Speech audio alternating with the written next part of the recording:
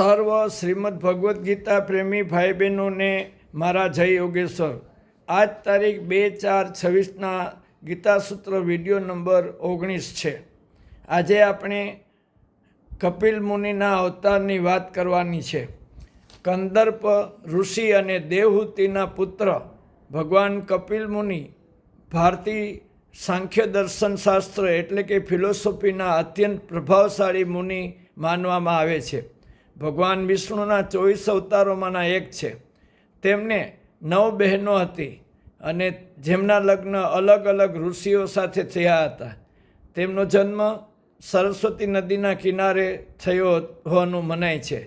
ગંગાસાગરના કિનારે કલકત્તાની બાજુમાં તેમનો આશ્રમ છે. એક કથા પ્રમાણે સગર રાજા અશ્વમેઘ યજ્ઞ કરતા હતા ત્યારે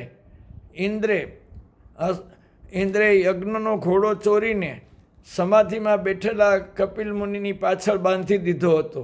સગર રાજાના 60,000 પુત્રોએ આ જોયું ત્યારે સમાધિમાં રહેલા કપિલ મુનિને ખૂબ માર માર્યો હતો. કપિલ મુનિએ સમાધિમાં આ દ્રશ્ય જોયું ત્યારે બધા પુત્રોને કપિલ મુનિએ બાળીને ભસ્મ કર્યા હતા. શ્રીમદ ભાગવત મુજબ તેમણે પોતાની માતાને સાંખ્ય દર્શનનું જ્ઞાન આપ્યું હતું. તેને કપિલ ગીતા કહેવામાં આવે છે. આ જ્ઞાન દ્વારા તેમણે ભક્તિ, વૈરાગ્ય અને તત્વજ્ઞાનનો સમન્વય સમજાવ્યો છે. શ્વેતાશ્વતર ઉપનિષદમાં કપિલ મુનિને હિરણ્યગર્ભના અવતાર કહેવામાં આવે છે.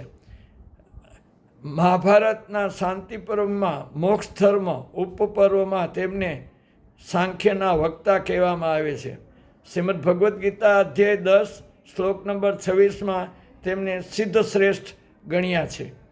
રામાયણમાં બાલકાંડમાં કપિલ મુનિને યોગીને એટલે કે વસુદેવના અવતાર કહ્યા છે. વધુ કાલે જય યોગેશ્વર.